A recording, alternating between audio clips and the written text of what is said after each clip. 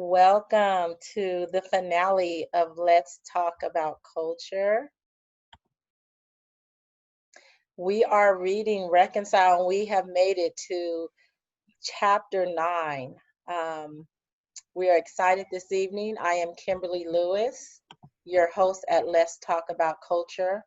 And this is bittersweet for me. It is July 30th. It is the close of our summer book study series. And I am so excited, overelated. We have a surprise guest on today. This is like, I just say a blessing from God. That's what I'm going to call it because it is. And I'm just honored to learn with you all this summer. Again, our norms, Let's Talk About Culture is a group of individuals and teams who want to sharpen their tools. We are reading the book Reconcile by John Paul Lederach, and we are not critiquing the work. We take a deeper dive into the work of resources that will help us have a diverse mindset, heart, and a diverse lens as we walk into this complex world that we live in today. So I want us to move forward without further ado, and I want to give it over to Noelle Nightingale, and she's going to introduce our special guests, and also we're going to bring closure to chapter 9 as well. Noelle? All right, thank you. And so I'm sure you can all see our special guest, John Paul Lederach, our author, which we're all so excited to have. And obviously we read the book, so you have a good idea of who he is. I know personally, I read your book, Journey Towards Reconciliation, and because of that, I decided to become a mediator. And so wanted to follow in your footsteps. Wow, that's great to hear. Yeah, so anyways, we know you've been a professor at a few different universities. You've written numerous articles and books, and your work is phenomenal, bringing peace around the world. And we're so happy to have you. Thank you. It's great to be here. I appreciate the invitation, and I certainly appreciate you all reading the book. It's wonderful. All right, so we have some questions. So we prepared an agenda, John Paul Lederach, but since you're on, we wanted to have you answer some questions for us because we didn't know how much time we would have with you. So we just want to be in space with you right now. So to our guests, if you have questions, you can put them in the chat. Tim, we were going to close out chapter 9 as well, so we'll have time to do that. But first of all, we want to just say, after reading chapter 9, if you have questions, we have the author of our amazing text on with us. So please put your questions in the text, or if you want to ask them out loud, please do so now. We're just going to come in our own way right now.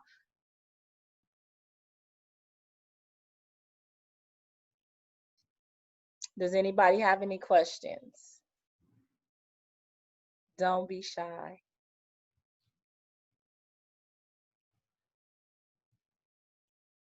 All right, I'm putting Noelle on the spot. Okay. Well, I think one of the questions that we had, I know that when you wrote this book, obviously it was for Christians. Was there a particular motivation beyond just wanting to write for Christians that prompted you to write this book?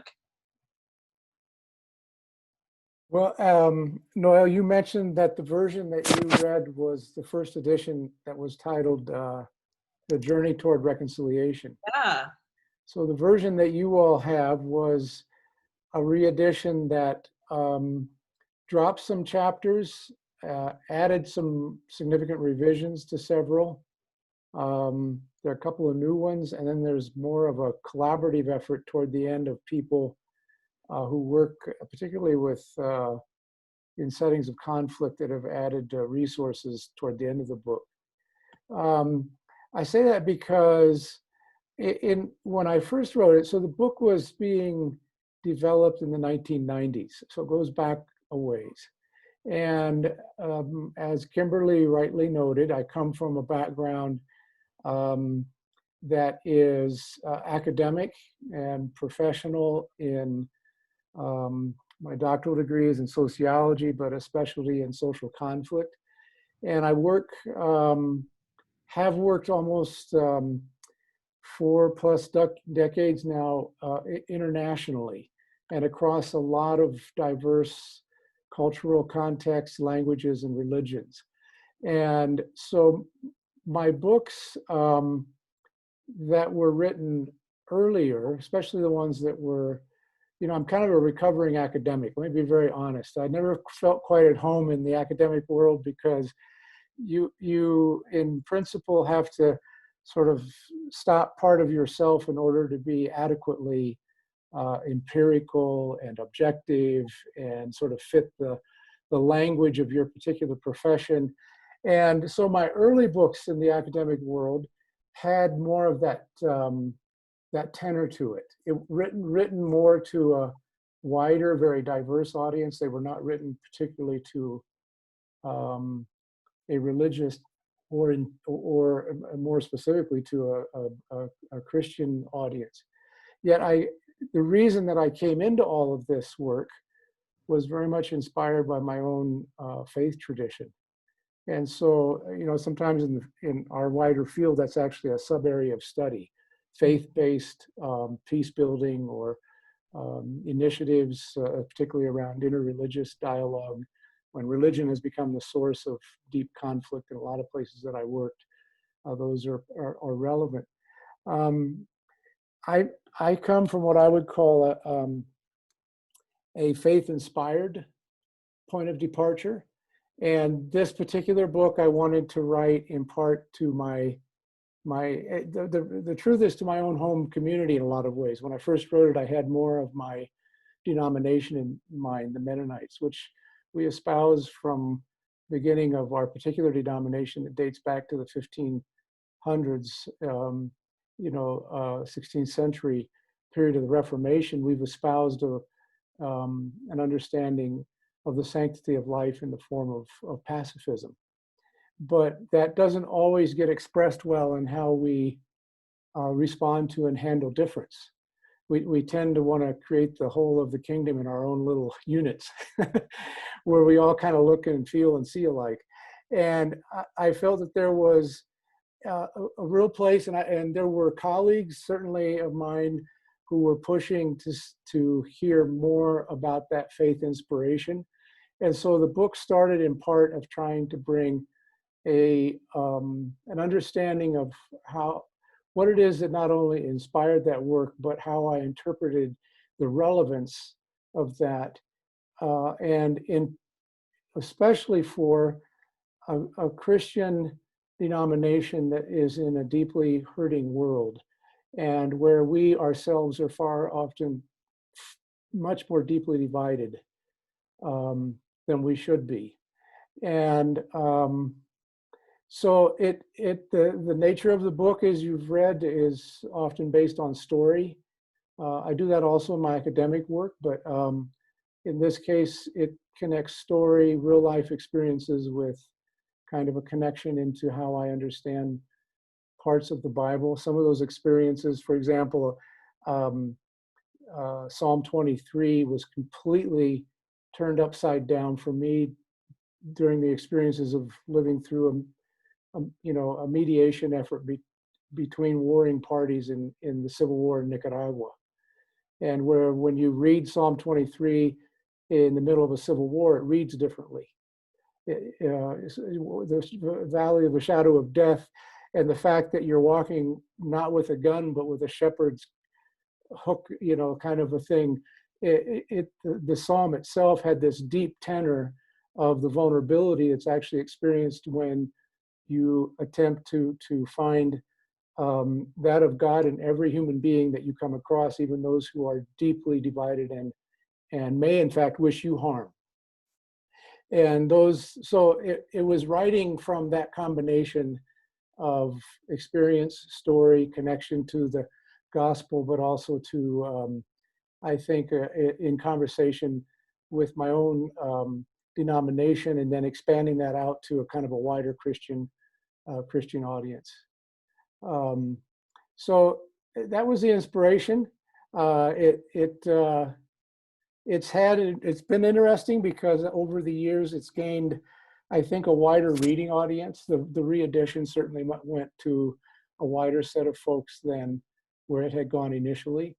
I think in our current times, there's a lot of relevancy to the challenges that are there. I have a particular take on reconciliation that requires us to be in very honest conversation about our deep and very painful histories, that truth and mercy have to find a way to meet each other. And so it's not just forgive and forget, it's remember and change. It's very different. And that's challenging, I think, a lot of the paradigms that often within Christianity.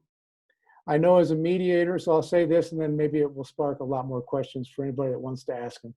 And don't feel like you only have to hold to chapter 9. You can go anywhere you want. I'm here for the duration of this conversation. So I once did a mediation that had a great deal of imbalance of power and a lot of abusive behavior. And that imbalance of power came with a great capacity to manipulate, by my view, themes within the gospel that would ask people to move on quickly. So I made a ground rule that there would be no offer or acceptance of forgiveness in the mediation. And it shocked the whole system. But that's when I talk about reconciliation requiring honest conversation that takes truth right alongside of mercy. You can't negate the truth of the pain of what has happened by wanting to slip quickly into making it all okay but not changing anything.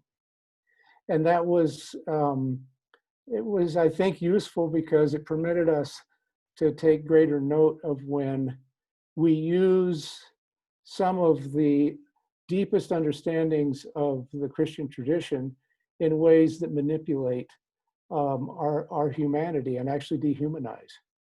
And I think that's among the greatest of the challenges that we have.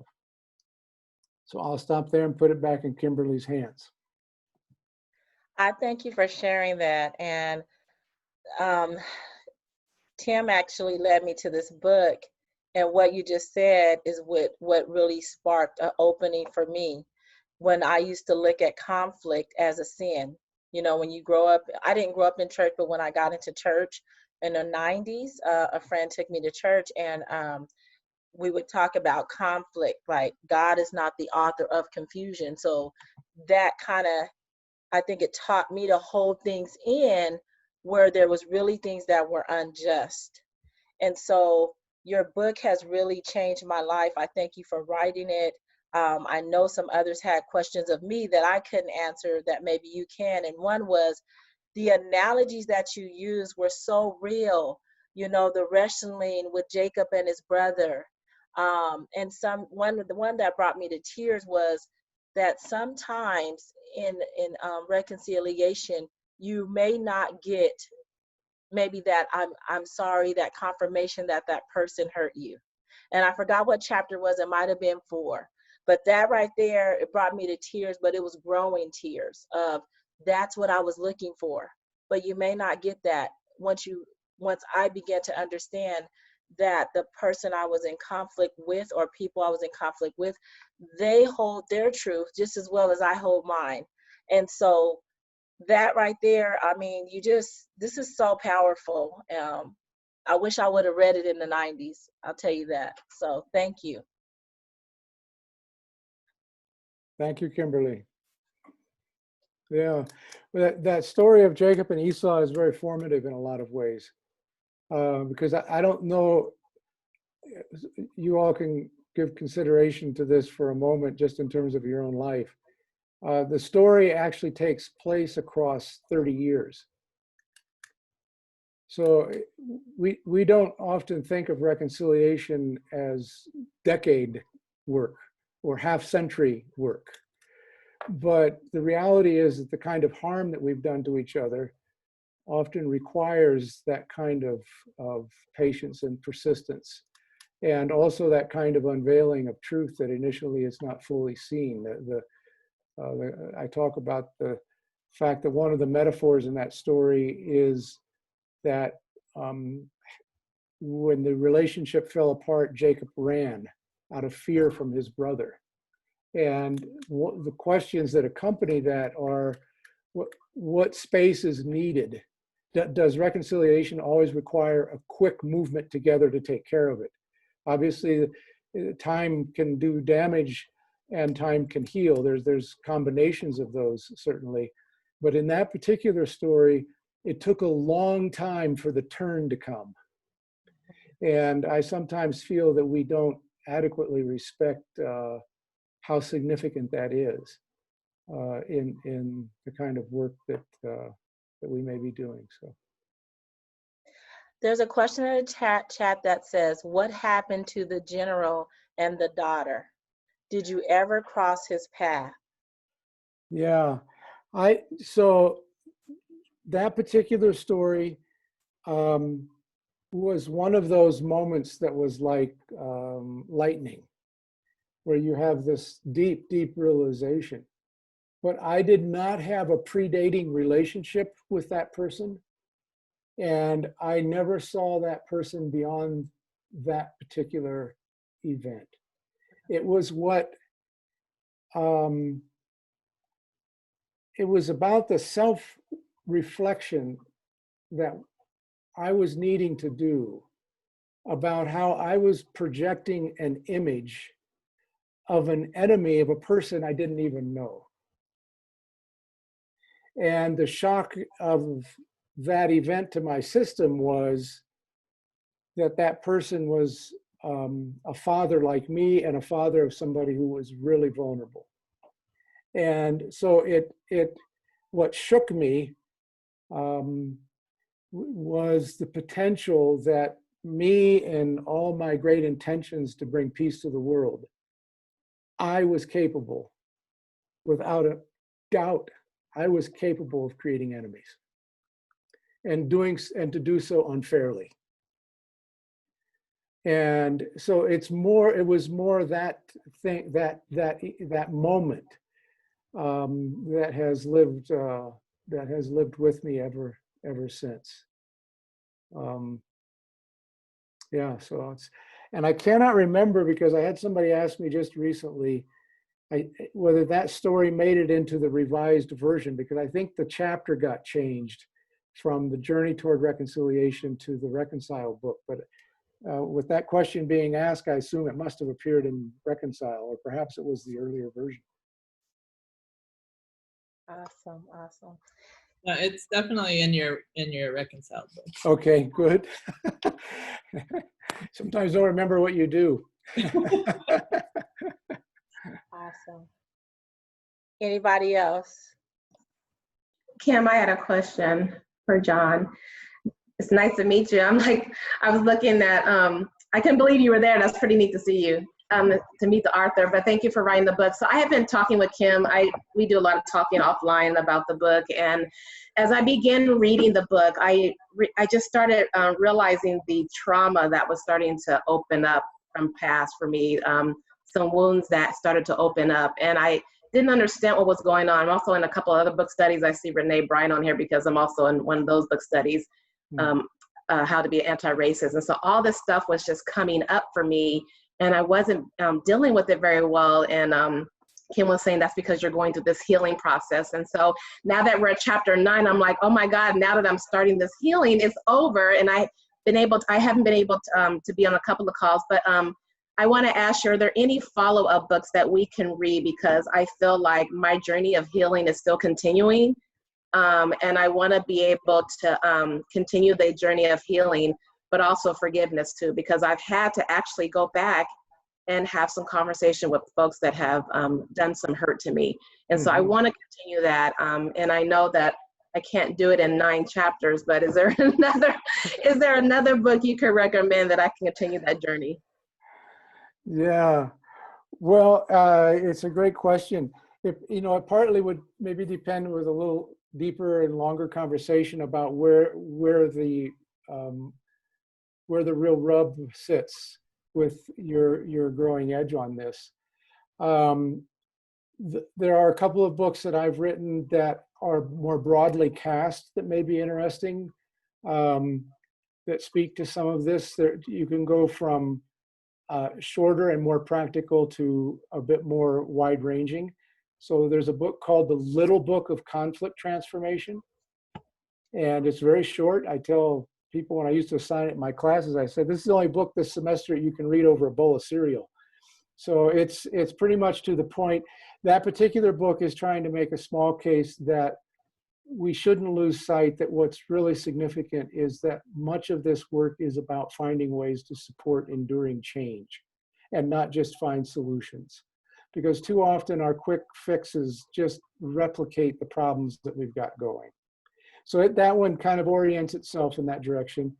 I have a book that I'm probably more well known for called The Moral Imagination, The Art and Soul of Building Peace. And it's much more of a reflective piece that makes a broad suggestion that, again, coming to how difficult what you just described, Lisa, as an example, where hurt has been there for a long time. The issues that you preface that with, I don't know if those were the key ones, but around issues of race and anti-racism and exclusion, maybe humiliation. There'd be a whole range of things that could be in there. Those are deep and they're long-lasting, and they do leave the stamp of deep trauma, not only for individuals, but for whole collectives. And so over the years, what I became very cognizant of was how much this work is like the work of, it's more like an artistic process than a technical profession. So a technical profession is if you figure out skills A, B, and C, you can kind of produce a good product process and everything will flow from there. And we spend a lot of time doing that, obviously, in our professional field. But what I found over and again in places that have had really deep harm is how the bridge between deep hurt and healing often comes through some form of the arts. It requires something that opens up that which in this moment doesn't fully exist. And so it's partially why, maybe song or poetry or other forms of artistic work hold a capacity to open us up to things that we can't fully speak to. Because the experiences that we've had, the experiences that others have had, sit in the realm of the unspeakable. And when it's in the realm of the unspeakable, then trying to find word-based explanations don't actually go to that place in quite the same way. Something else is needed to unfold the layers of what might be there. So in that book, The Moral Imagination, The Art and Soul of Building Peace, I try to connect art and soul throughout the course of the book to explore ways in which healing is a creative process, painful at many times and never really fully over. But it keeps unfolding things that we didn't fully know or understand. The final one I mentioned is one I wrote with my daughter, which speaks pretty directly to some of what you're working at, but it's a bit of an odd book, so you have to approach it with care. My daughter's parts of the book are brilliant. Mine are really weird. So I'll just put it that way to you. It's co-authored, but we're trying to look at the question. So let me put it in these terms. When authors who write about healing and reconciliation, when they write books, almost every author that you read will, at the opening of the book, tell you healing or reconciliation are not linear processes. Okay. And then in the next 2 to 3 or 5 chapters, they tell you, and here are the phases and the steps that you need to take. So then they move right back into a linear mode, and you're kind of left with this challenge that they've just said that it's not linear. And then they give you the 5 steps that are all linear. And then you suddenly often sort of feel yourself that maybe you're inadequate if you're in step 4 but you actually feel like you're in step 2, and step 1 keeps coming back all the time. You know, and so what's that about? So we decided to write a book where at no place in the entire book will we explore anything that was linear. We would only explore the aspects of healing and reconciliation that were not linear. I'll give you examples. My daughter did a chapter on young women child soldiers in West Africa that she worked with in Liberia and Sierra Leone. Young women who were kidnapped from their families. Many of them watched their own mothers being killed, were then attached as a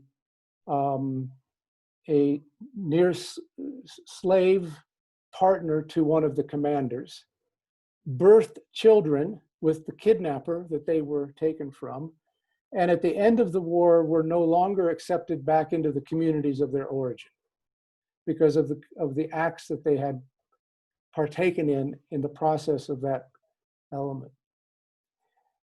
Her chapter looks specifically at the ways that communities found to heal with those young women child soldiers.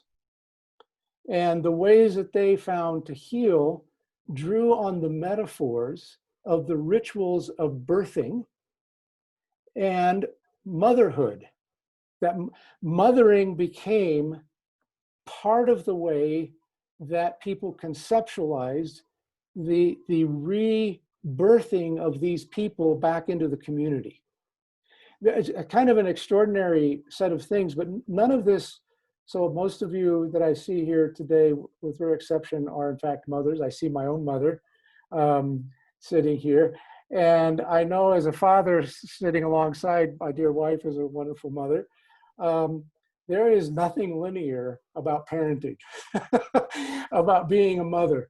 It's like you're doing 15 things at once, and it's over and again, and you think something went forward and you discover you're back, and it just comes and goes. It's a very different way to conceptualize part of what's being done. So we tried to look for ways that, let me give you a second example. People who have experienced a lot of trauma often come through 2 very distinct experiences. One is the experience of what they refer to as feeling numb.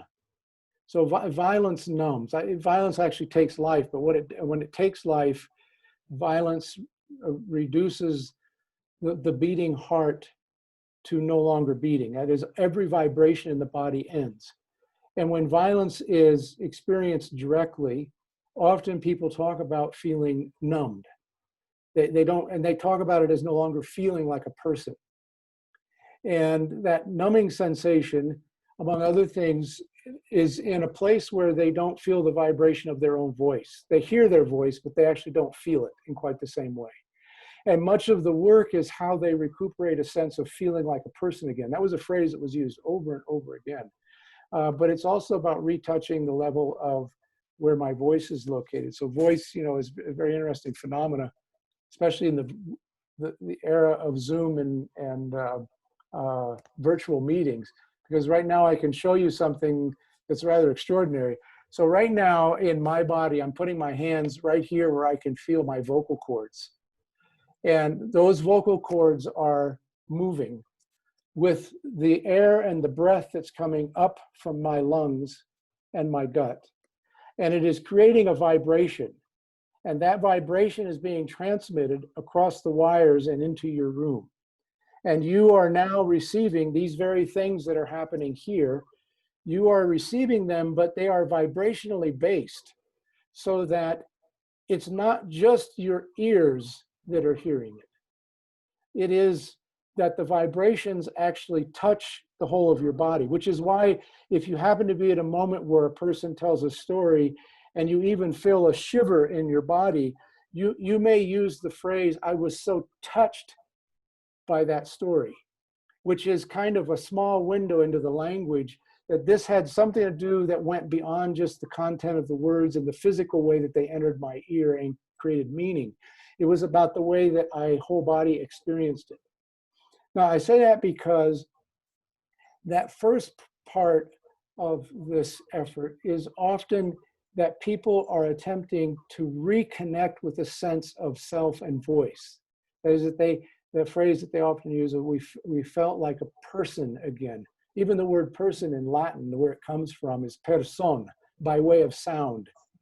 So people are, when you talk about person in the Latin version of our word that we use in English, it's actually formed with the words by way of sound. That's what a person is. And and of course, sound, not so much the absolute physical part of hearing, but sound is vibration.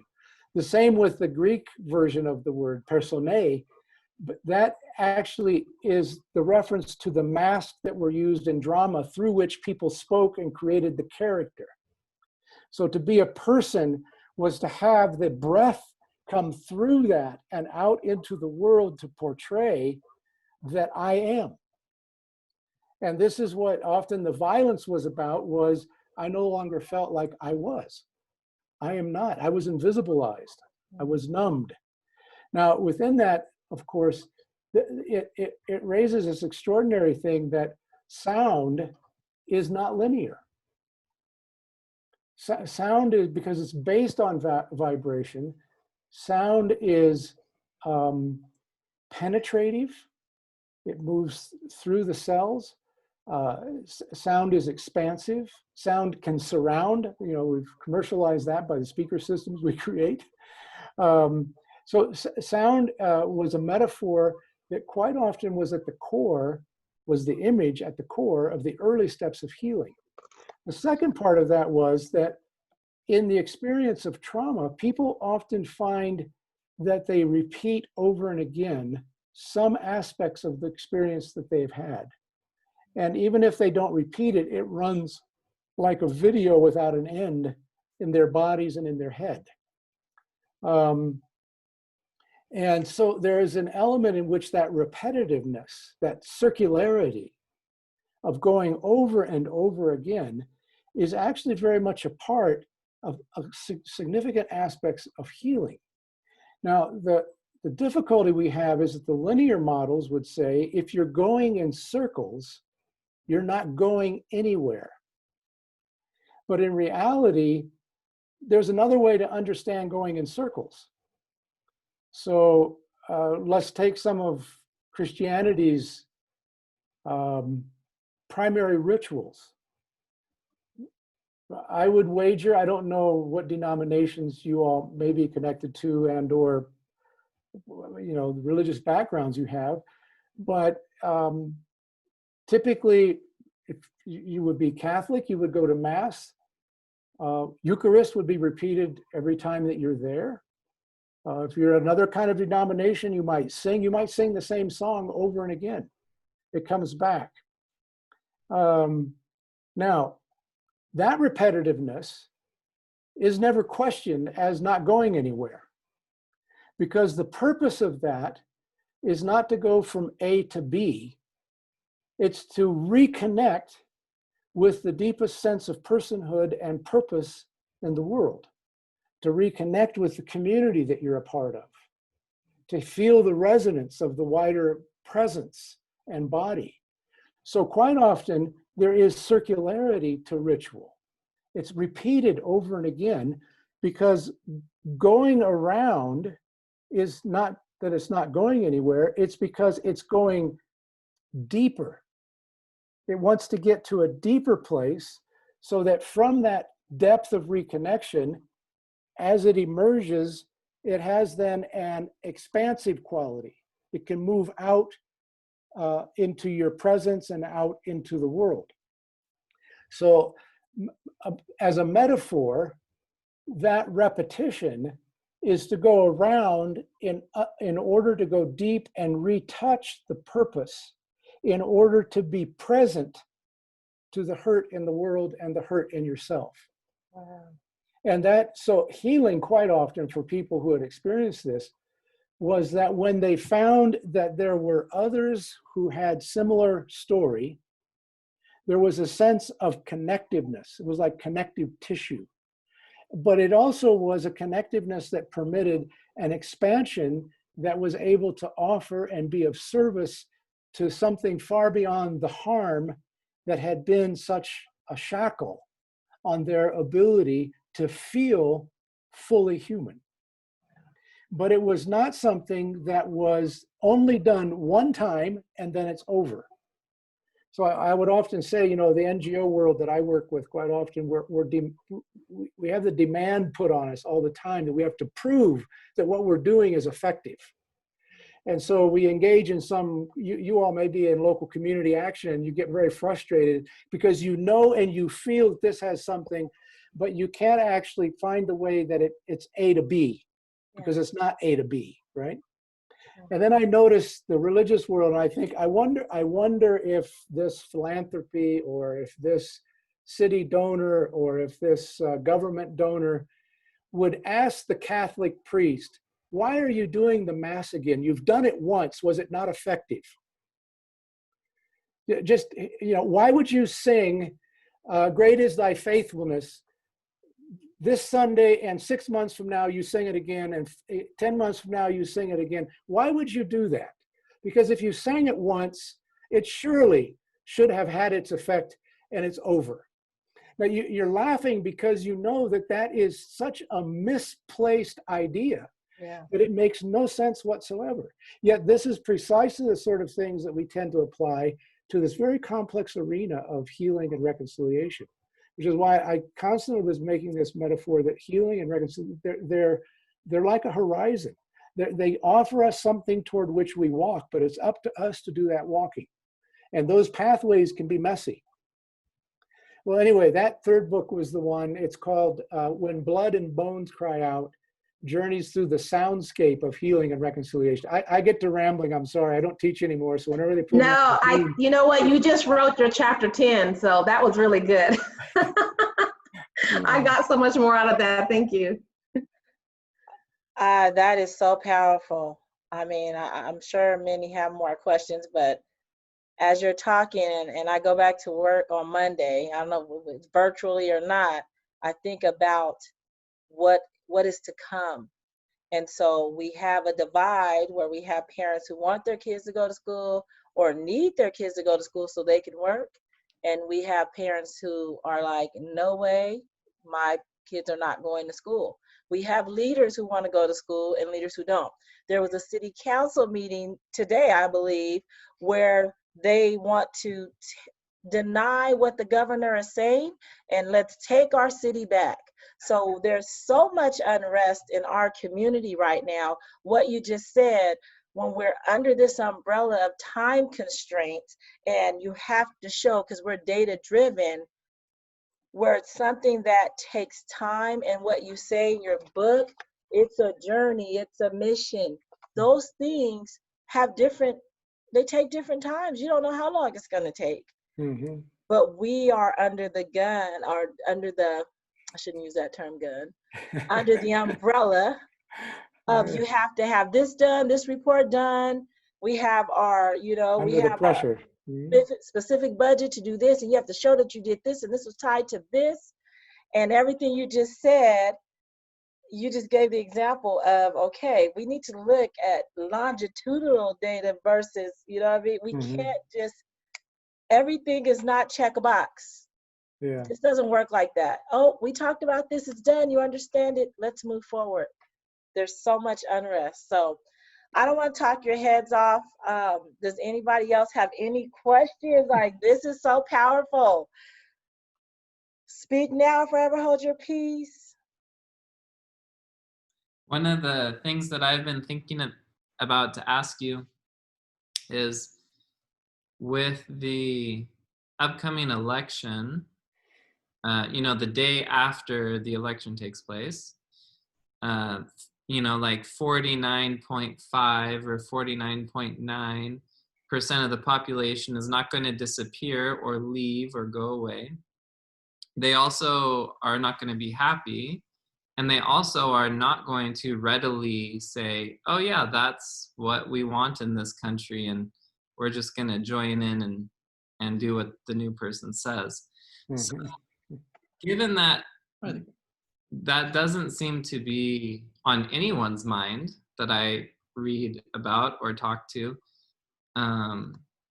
Like for me, my thought is, what can we start doing now and then to build peace, build relationships, grow, work towards better communities? Because the divide is growing, it's substantial. I personally think it's going to become more violent, and I was hoping you could speak to that. Hmm. Well, Tim, it's a great observation, and I would agree with you that we have a lot of the signs that this could go more violent. I work, of course, in a lot of places that have had full-blown civil wars for a long period of time. It's very, very difficult to work your way back.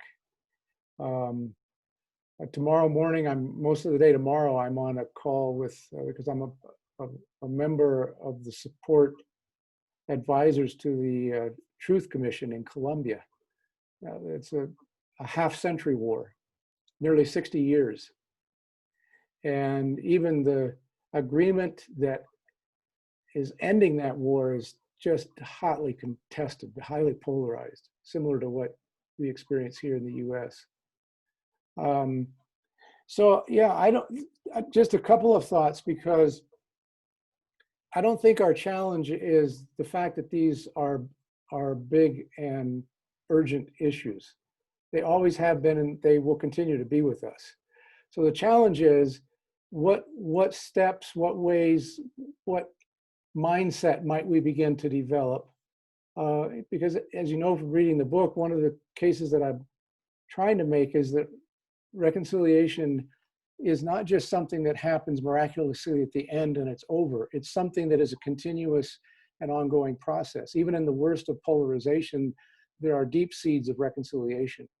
And that's been one of my big insights, is that communities most affected by violence have often been the communities most capable of seeding something that nobody expected.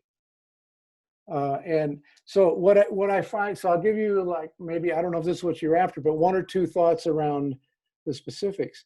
The first is just to take note of what the dynamics of polarization tend to do to us. So they shift who we spend time with and who we don't spend time with. They shift how we talk. It's embedded in our language.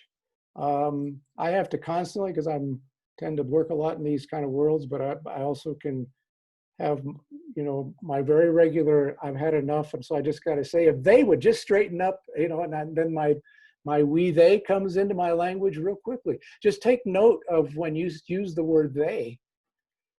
What's the community in the they? And who are the individuals? I say that because there's a kind of a personal work that has to come with this, which is the awareness of how we are affected by this personally. The second one in that is to notice how it creates our bubbles. The we they is pretty powerful, actually. So the dynamics of polarization is that the more polarized, the more time we spend with people who are alike and think like us and agree with us. And the less time, the less contact we have with people who are perceived to be or actually are of a different persuasion. That less and more contact is actually something that a person can engage, can look at a bit more creatively. The third one, which I sometimes refer to as social courage, is to take note that when I am in my community of comfort, when I am in the community, I need to take note of ways in which my community dehumanizes others. And social courage is not only the courage to reach out to those that are different, it's also the courage to speak to those who are participating in dehumanizing, even though they may rightly have grievances and things. The act of dehumanizing is part of the act that will continuously drive the polarization toward forms of violence, either physical or structural. So that reaching out is find even small spaces, reach to where you feel comfortable, but it's a reach across to something different. Choose, if I was to add a third, or I don't know what number I'm on, but it's kind of an act of befriending. My main mentor in the mediation field was Adam Curl, a Quaker mediator who worked for years in many parts of the world based out of the UK. And he never described mediation primarily as the activity of an impartial, neutral person. His guiding metaphor was that he was a person who befriended people who were on different sides of a divide. And befriend is an old English verb. And if you would imagine yourself not so much reaching out in order to either understand and then convince someone else of a different persuasion, but if you were actually doing the simple act of re-engaging with the notion of friendship. Friendship is a very interesting thing because it tends to come with a combination of honesty, openness. There's a loyalty to it, but it's not so much a loyalty in the direction of always agreeing with everything. It's a loyalty to be alongside of. So I sometimes tell students, like making a decision that you're going to reach out to somebody different and invite them, find a way to go to coffee or whatever the Friday night beverage may be, once a week, once a month. And then I add the phrase, for the rest of your life. So it's not just reaching out in order to have a political engagement and to figure out a way to build something with somebody. Friendship is actually about having a way in which you're going to offer your vulnerability and you will hold as precious their vulnerability. But what you find is that the regularity of conversation, and it might be more intimate, maybe it's only 2 or 3, the regularity of that, your topics will be wide ranging. They will move across all kinds of things and challenges. And you will discover that those things that divide are there, but they aren't the only or the principal thing that define the quality of relationship that you may choose to have. And I think that, in Colombia, for quite a few years now, we've been trying this experiment with what we call the improbable dialogues. And the improbable dialogues are when a few people, very few actually, come together to meet, but meet regularly across divides. It's very improbable that they would normally meet together, but they develop a kind of a cohort friendship of sorts that then has the potential to expand to include others. So this is what you, in essence, what you're trying to do is that you're taking note of the dynamics that push us apart, and you're asking, what small step might I do that stitches that which has been torn? Even in its most micro expression, it will be significant. And the final thing, which goes back to what Kimberly was saying just a minute ago, I think almost all of this makes sense, much more sense, locally than nationally. You don't have to start a national movement. You're simply trying to sort out what you do in where it is that you live. And that place where you live, place-based concerns and desires and hopes often have both a fluidity to them. That is, that they move around the things that are topics, but they also have a commonality of best wishes for good neighborliness, for being together better in some form, for having, whether it's greater safety or more access to a grocery or the kind of things that are the walking pathways. I know Lori and Beth, my sister and sister-in-law, have done a lot of this neighborhood walking, which is exactly that kind of stitching. The perceiving of the world from other people's point of living. These are small things, but I know that there are moments where big change is suddenly almost cataclysmic. We can see that something has accumulated to a moment where a big change comes. What we don't always take account of is that happened through somewhere between 10,000 and 10 million conversations. Literally, believe in the small things. The small things that stitch are in the long run going to be far more important than one big, very significant, massive element that may or may not come off. And if it does, it's probably an event and nothing happens after it. Commit into the basic notion that when conflict goes in the direction of being dehumanizing and creating harm, it has gone in the direction of losing sight of our humanity. And that what we're really mostly about is rehumanizing the face of conflict. You know, in the phraseology of some of us from the Peace Church traditions, it's that notion of seeing that of God in the other, even the enemy, that there is a spark of the divine in every person. And that's not easy to do, but we can become more cognizant of the ways that we have not done that well, and where we have opportunity to embody it in a different way, in a new form. And it often happens small and local first, because it's tied and it's rooted. And that's, I think, at least in my mind, one of the keys that we've got, that we're facing in your question, Tim, November 4.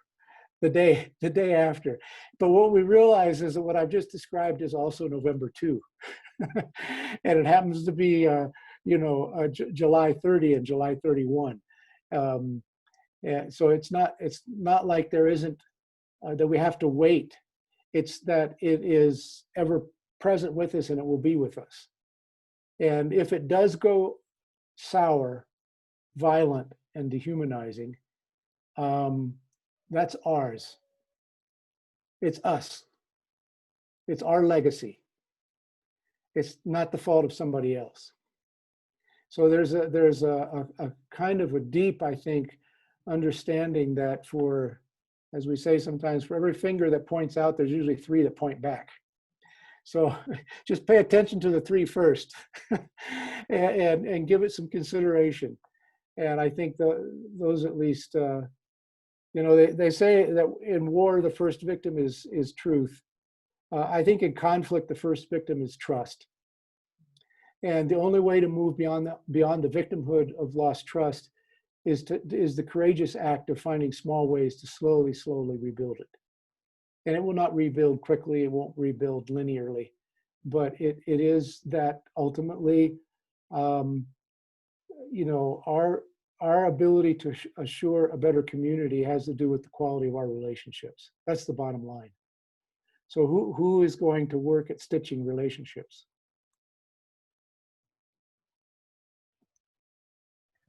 If I had a microphone, I'd drop it.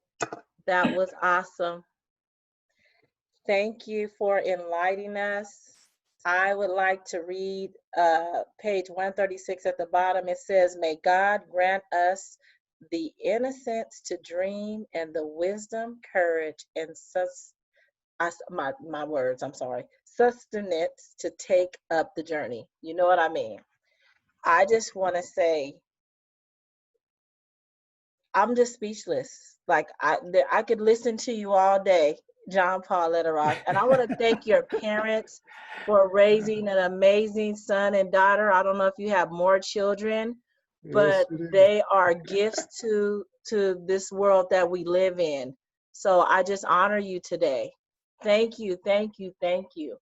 I want to also say I have an individual on here who is another trailblazer, and I want to introduce her. She's going to probably say, why you put me on blast? But Renee Bryant, this is my new sister. She is leading John Paul Lederach, amazing book study with over 500 members, and we are working on how to be an anti-racist. She has books in the background, Leading While Female, just all of the inside out work. What you taught. Oh, she has your book. And so I wanted her to meet you, and I wanted her to meet, hey, Beth, and I wanted her to meet Tim and Noel, because the reason for Let's Talk About Culture, and this is my last book study for the summer, but the reason for the book study is to create a table where in our district, sometimes we don't have voice. we work there, but you know, the things that you have to give, there are sometimes not heard. So what you say in your book, it takes small work. So that's why God put on my heart to create my own table and collaborate. And I wrote down what you said, to connect those who are not connected. That's my mission, to befriend. So I do this out of the goodness of my heart. And I thank you for your pro bono work. You doing this out of the goodness of your heart, because you are blessing my sphere of influence, just what you said, what we have power to do, and we are educating each other. And guess where this is going to go? Indirectly to our students and to the staff that we work with. So God makes a way, some way, and somehow. And so I'm going to continue to work. And I thank you for this, supporting me, because I have a Facebook group called Let's Talk About Culture. And I'm going to continue to share resources and connect others with relevant work to do the work that we need and have these crucial conversations and lead people to reconciliation. So I really do thank you for your time. Our time is up, but if you want to Well, say thank some you. last words, you have the platform, and we will be closing out. No, I just want to say thank you, Kimberly. It was great to meet all of you. And I just want to wish you the best. So thanks for inviting me. It was a real privilege to be with you tonight. Thank you so much. Yeah. If you have time or you have Facebook, we're going to post this and share it with others. And feel free to, if you want me to send it to you, I will. But Absolutely. it's going to bless a lot of people. Very And good. Noel or Tim, do you have any last words? No, it's been a pleasure for us to be with you all through this month.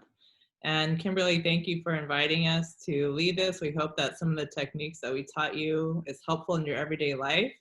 And as you go out, the one thing we just want to leave with you is to just reflect back on the things that you've learned and commit to one thing that you're going to do differently into the future, because we taught a lot, you learned a lot through the book, but you at least take one thing that you're definitely going to commit to, so that way your life will be different and the lives around you will be different as well. Thank you. And Renee Bryant, would you like to share anything? Oh, just thank you so much, Kimberly. Thank you for your leadership. I know that you have hundreds and hundreds and hundreds, almost 1,000 people looking at these Facebook book studies that you're sharing. And I want to thank you for the gift of your leadership and the gift of bringing people together for reconciliation. And wow, I was just really, really moved by today. You probably couldn't tell, but I had this book and I was writing notes and notes and notes. And so just thank you for your leadership and your service, Kimberly. I'm so inspired by you. Thank you. And one more person, I would like Beth. Let me just tell you how God works. I like to testify. So I have a wonderful friend named Tessie, and we were counselors together at the great Fresno High School. So I've been on this journey a long time, as you said, John Paul. And Beth is my friend Tess's friend, and she's also another friend of a leader in the district I work for. So Beth, would you like to share anything? This is like full circle, as you said.